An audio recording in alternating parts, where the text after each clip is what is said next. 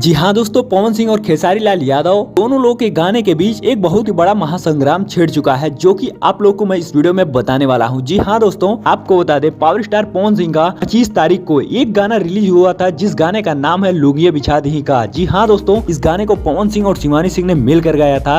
हालांकि ये गाना अब तक 11 लाख से ज्यादा व्यूज इकट्ठा कर चुका है। अगर वहीं खेसारी लाल यादव के गाने की बात की जाए तो जिस गाने का नाम था अभी बतिया बा, ये गाने को पवन सिंह के गाने के एक दिन बाद रिलीज किया गया था, हालांकि 26 तारीख को। लेकिन ये गाना पवन सिंह से आगे निकल चुका है और 12 लाख से ज्यादा व्यूज इकट्ठा कर चुका है। जी हाँ दोस्तों, आप लोग सोच सकते हैं कि खेसारी लाल यादव की फैन फॉलोइंग कितनी जबरदस्त है और इनका गाना सबसे हिट होता है। हालांकि पवन सिंह के गाने को भी एक गाना पीछे छोड़ दिया है।